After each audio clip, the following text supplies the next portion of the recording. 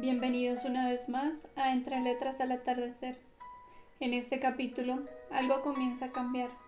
Después de tanta tensión y conflicto, los sentimientos se vuelven más introspectivos y el ambiente adquiere un matiz distinto.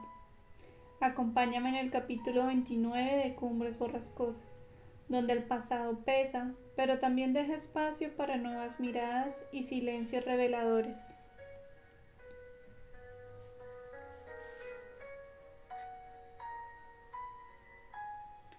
Capítulo 29. La tarde siguiente al entierro, Katy y yo nos sentamos en la biblioteca, meditando y hablando del sombrío porvenir que se nos presentaba. Pensábamos que lo mejor sería lograr que Catalina fuese autorizada a seguir habitando la granja de los tordos, al menos mientras viviera Linton. Yo sería su ama de llaves y ello nos parecía tan relativamente bueno que dudábamos de conseguirlo. No obstante, yo tenía esperanzas. De improviso, un criado, ya que, aunque estábamos despedidos, este no se había marchado aún, vino a advertirnos de que aquel demonio de Heathcliff había entrado en el patio y quería saber si le daba con la puerta en las narices. No estábamos tan locas como para mandar que lo hiciese, ni él nos dio tiempo. Entró sin llamar ni pedir permiso. Era el amo ya y usaba de sus derechos. Llegó a la biblioteca, mandó salir al criado y cerró la puerta. Estaba en la misma habitación donde 18 años atrás entraba como visitante. A través de la ventana brillaba la misma luna y se divisaba el mismo paisaje de otoño. No habíamos encendido la luz aún, pero había bastante claridad en la cámara y se distinguían bien los retratos de la señora Linton y de su esposo. Heathcliff se acercó a la chimenea. Desde aquella época no había cambiado mucho. El mismo rostro, algo más pálido y más sereno tal vez, y el cuerpo un tanto más pesado. No había más diferencia que aquella. Basta, dijo sujetando a Catalina, que se había levantado y se disponía a escaparse. ¿A dónde vas? He venido para conducirte a casa. Espero que procederás como una hija sumisa y que no inducirás a mi hijo a desobedecerme. No supe de qué modo castigarle cuando descubrí lo que había hecho. Cómo es tan endeble, pero ya notarás en su aspecto que ha recibido su merecido. Mandé que le bajasen, le hice sentarse en una silla, ordené que saliesen José y Hareton y durante 2 horas estuvimos los dos solos en el cuarto. A las 2 horas ordené a José que volviese a llevársele y desde entonces, cada vez que me ve, mi presencia le asusta más que la de un fantasma. Según Hareton, se despierta por la noche chillando e implorándote que le defiendas. De modo que quieras o no, tienes que venir a ver a tu marido. Te lo cedo para ti sola. Tendrás que preocuparte tú de él. ¿Podía usted dejar que Katy viviera aquí con Linton? Intercedí yo. Ya que les detesta a usted, no les echará de menos. No hará más que atormentarle con su presencia. Pienso arrendar la granja, respondió. Y además, deseo que mis hijos estén a mi lado y que esta muchacha trabaje para ganarse su pan. No voy a sostenerla como una holgazana ahora que Linton ha muerto.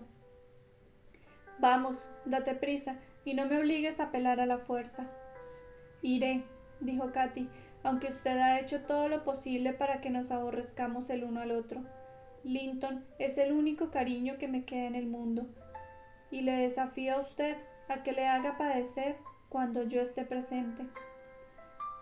Aunque te erijas en tu paladina, respondió Heathcliff, no te quiero tan bien que vaya a quitarle el tormento de atenderle mientras viva.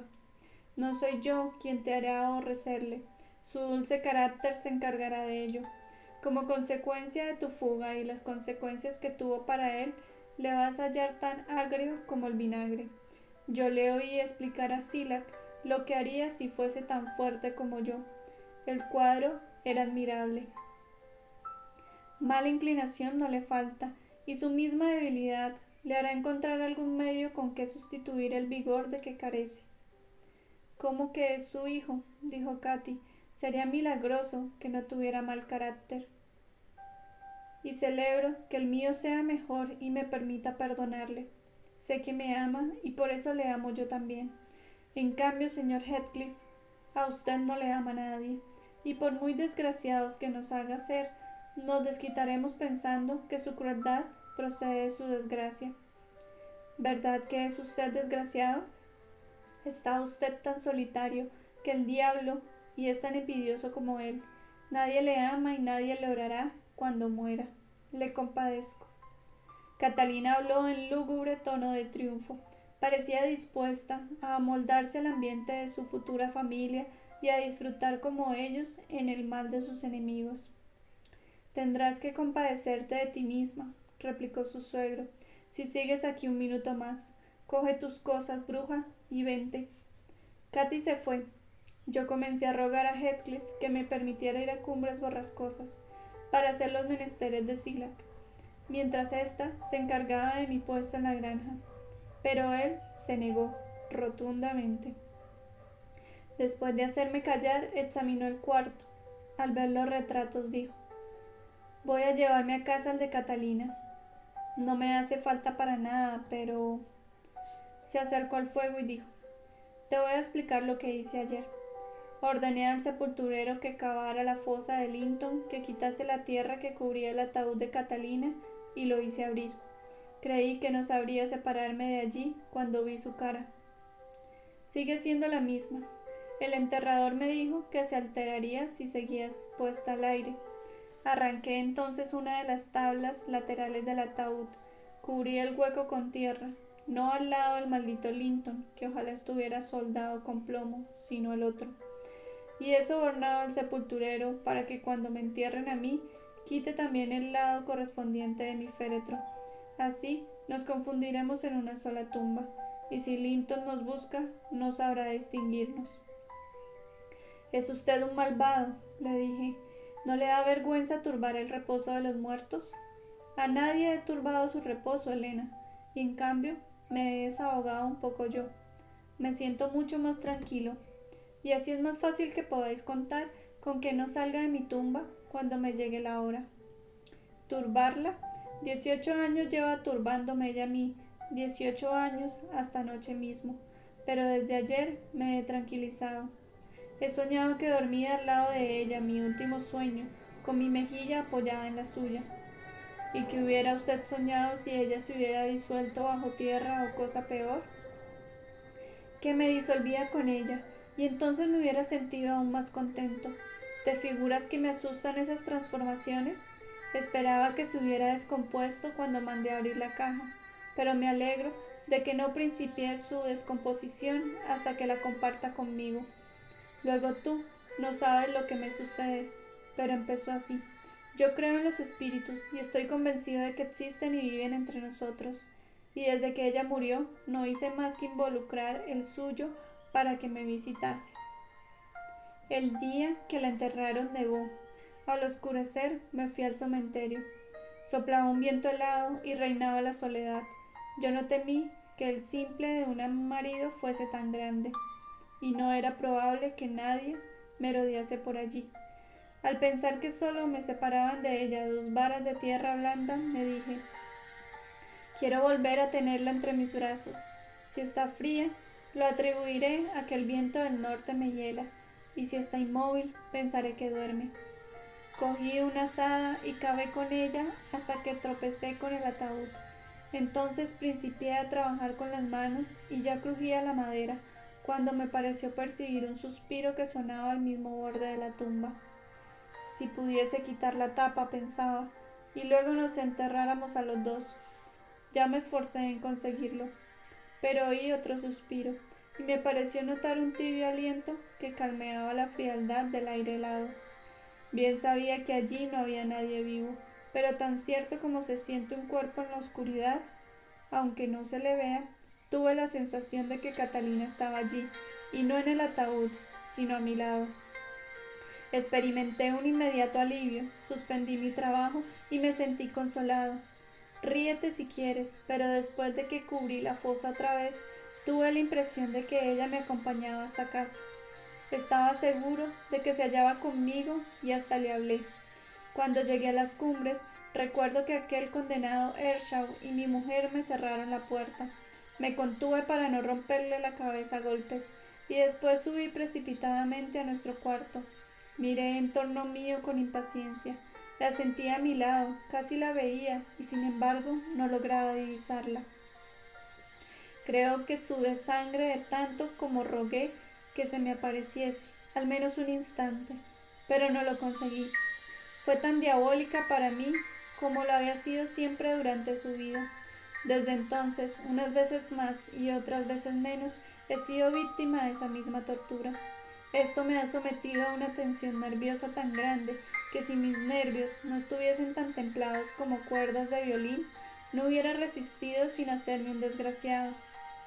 Si me hallaba en la sala con Harrington, figurábase que la vería cuando saliese. Cuando paseaba por los pantanos esperaba hallarla al volver. En cuanto salía de casa regresaba creyendo que ella debía andar por allá. Y si se me ocurría pasar la noche en su alcoba me parecía que me golpeaban. Dormir allí me resultaba imposible. En cuanto cerraba los ojos la sentía fuera de la ventana, o entrar en el cuarto, correr las tablas y hasta descansar su adorada cabeza en las mismas almohadas donde la ponía cuando era niña. Entonces yo abría los ojos para verla, y 100 veces los cerraba, y los volvía a abrir, y cada vez sufría una desilusión más. Esto me aniquilaba hasta el punto que a veces lanzaba gritos, y el viejo pillo de José me creía poseído por el demonio. Pero ahora que la he visto estoy más sosegado.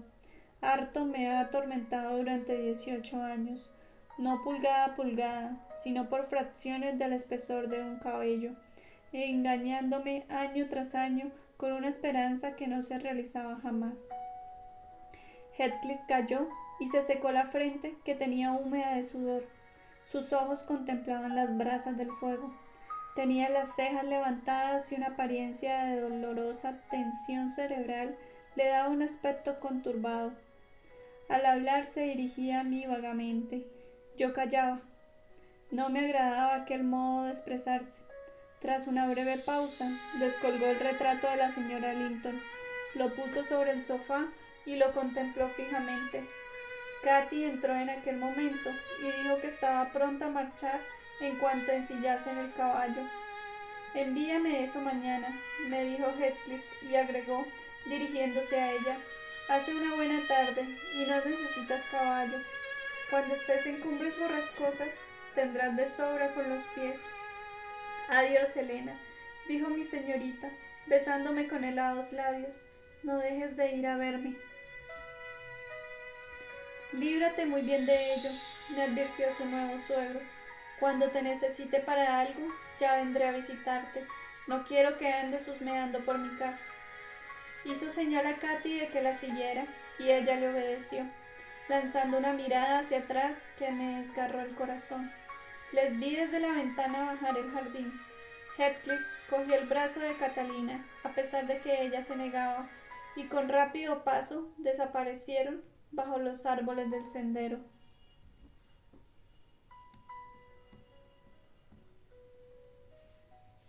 Así termina este capítulo con un tono más íntimo y profundo.